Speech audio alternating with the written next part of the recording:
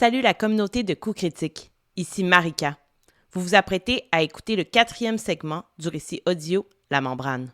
Bonne écoute. Elle ne les avait pas invités à s'asseoir. Était-ce le signe que la rencontre serait brève ou simplement une marque d'impolitesse de sa part? Dur à dire. Le mépris qui se dégageait de sa personne à l'égard de Killian et Villanelle polluait l'air et faisait office de preuve irréfutable de la deuxième hypothèse. Pourtant, un éclat au creux de ses yeux indiquait un intérêt prononcé pour les deux jeunes gens. Dans cet espace entre les individus persistait un clivage nourri par leurs différences. Le costume impeccable de la dame du verger face aux habits délabrés des invités en était l'exemple parfait.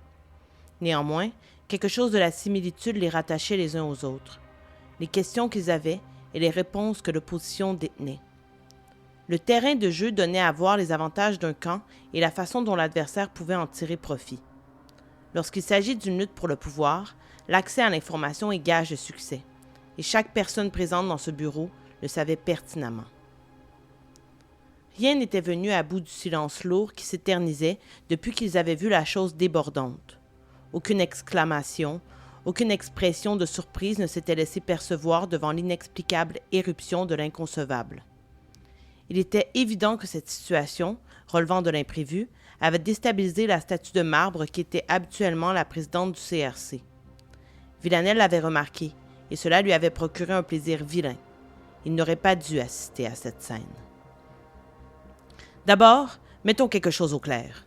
Sachez qu'il n'est pas coutume de recevoir des intrus dans l'enceinte de la tour du CRC. Il ne faudrait pas non plus y voir là un privilège qui vous est accordé. Vous êtes ici uniquement car vous avez mentionné détenir des renseignements directement reliés aux expéditions destinées à explorer l'autre côté de la membrane. D'autant plus que vous nous avez transmis cette information sous la forme de ce qui se rapprochait dangereusement d'une menace. Avec l'événement qui vient de nous être donné à voir, il est facile de comprendre la raison pour laquelle vous n'admettez pas aisément les visiteurs. Villanelle avait dit cela sur un ton sarcastique que Killian lui connaissait trop bien.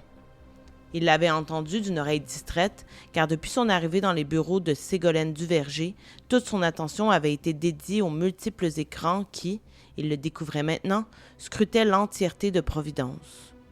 Alors qu'il était déjà bien conscient du peu de liberté qu'il détenait, il avait ici la confirmation qu'elle était encore moins grande que ce qu'il croyait.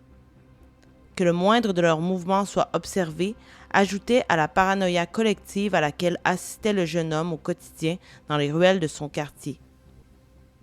Tant de fois, il avait intercepté des discours se rapprochant du délire. Le vieux Dexter, qui habitait à côté de chez lui, participait à ce type de folie en réunissant des jeunes gens dans sa petite cour afin de leur raconter des histoires plus invraisemblables les unes que les autres. D'ailleurs, à un certain moment, il crut le reconnaître sur l'un des moniteurs, en train de taper à l'aide d'un bâton sur un tapis poussiéreux. Il capta un toussotement et vit une tache rougeâtre apparaître dans la paume de l'homme. Le temps, si précieux pour les gens de la périphérie, était utilisé de façon futile au cœur du cerveau. Ce constat le rendait furieux. Toutefois, il ne parvenait pas à détacher son regard des terminaux lumineux. « Votre arrogance n'a d'égal que votre bravoure, jeune fille. Je vous souhaite que la déclaration que vous vous apprêtez à faire soit à la hauteur de nos attentes, car il se pourrait très bien que vous ne quittiez jamais la tour en respirant toujours. » J'en suis plus que persuadé. Bien que vos effectifs le semblent mettre le paquet pour repérer tous les intrus venant de la zone externe, l'un d'entre eux a réussi à se dissimuler dans la périphérie. Il paraîtrait que votre vigilance n'est pas infaillible, et ce, malgré votre confiance inébranlable. Il est présentement à l'abri et sous constante surveillance. Il ne s'agit que d'un enfant, après tout. Or, je ne vous en divulguerai pas plus, du moins, pas avant d'avoir établi avec vous des conditions précises pour l'opération à laquelle nous participerons. Nous étions témoins d'un des rares moments dans lequel une gamine des quartiers externes était en position de force face à une haute gradée du CRC. Les doigts de Villanelle étaient parfaitement croisés entre les miens. Nous formions une barrière humaine confrontant celle qui se dressait devant nous. J'ignorais à ce moment-là que toute question concernant les limites deviendrait prépondérante dans mon existence. Nous allions affronter cet obstacle ensemble, elle et moi bien sûr, mais aussi les 4 comparses nous accompagnant. Nous eûmes tous le réflexe de lever un pied afin d'éviter la masse accaparante s'étendant à la frontière du mur invisible. Nos pas laissaient entendre un chuintement peu ragoûtant. La succion créée entre nos bottes et la terre boueuse renforçait l'idée d'emprisonnement qui commençait à me tenailler sérieusement. Tandis que l'extrémité de mon pied allait entrer en contact avec la membrane, j'attrapais à la volée un cri aigu mais quasi imperceptible, quelque chose de naissant. Mes yeux eurent à peine le temps de se diriger vers le bas de la cloison pour comprendre la provenance de la plainte que mon corps heurtait de plein fouet la paroi gélatineuse. Heurter était probablement un terme galvaudé dans les circonstances. Comment transmettre le sentiment qui m'envahit à cet instant? Une collision molle? Un impact flasque? Un choc malléable? Ici réside le royaume des dualités. Ma personne s'enfonçait dans cette substance non identifiable.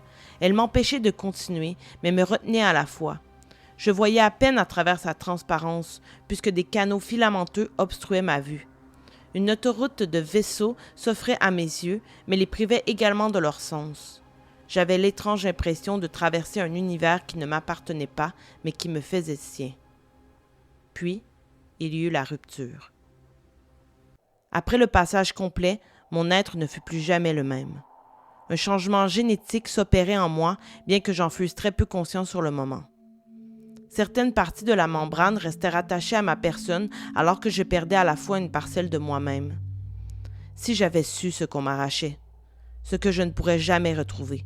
Nous étions tous inconscients, mais je vis dans le visage de mes compères que nous partagions le même sentiment, que l'expérience vécue était similaire. Chacun d'entre nous s'arrêta pour tenter de retirer les résidus qui s'accrochaient farouchement à nos combinaisons. Le temps de pause nous fit du bien, comme s'il fallait se remettre de la traversée. Il y avait eu quelque chose d'éprouvant, mais il nous était impossible de l'identifier. Une sorte d'effort difficilement saisissable, puisque fugace. Je remarquai l'attention prononcée que Villanelle me portait. Elle me fixait étrangement. Je la questionnai du regard en fronçant les sourcils. « Je n'avais jamais remarqué cette cicatrice sur ton coude gauche. Quelle est son origine? » Elle date d'il y a très longtemps. Mon frère et moi avions essayé de gagner les quartiers moyens en escaladant les fortifications. Malheureusement, nous avions été pris sur le fait et en voulant me sauver, j'ai chuté. Cette intervention fit apparaître de vieux souvenirs dans mon esprit, ce qui engendra un moment d'immobilité, de fixation, pendant lequel je dévisageais à mon tour mon ami. C'est dans ce figement que je constatai pour la première fois au cours de toutes ces années de fréquentation la profondeur du verre colorant les yeux de Villanelle. Puis je me sentis soudainement un peu plus fatigué. Merci d'avoir été à l'écoute de ce 4e segment de la membrane. Il y en aura un autre, un dernier, avant une possible pause. Donc, nous allons terminer ce chapitre, appelons-le ainsi, avec un 5e segment. Je prends une petite pause afin de me pencher sur d'autres projets qui m'accaparent un peu. Qui sait, peut-être qu'à l'automne, je reviendrai avec une suite. Il y a encore tant à découvrir dans la périphérie et surtout de l'autre côté de la membrane de Providence. Donc, si vous avez aimé ce que vous avez entendu et que vous voulez poursuivre l'aventure avec moi, je vous invite à mettre un petit pouce en l'air sur cette vidéo, à nous suivre sur Facebook, Instagram, et si jamais vous avez un peu plus d'argent que les gens de la périphérie, je vous encourage également à nous soutenir sur Patreon. Donc, merci et à la prochaine!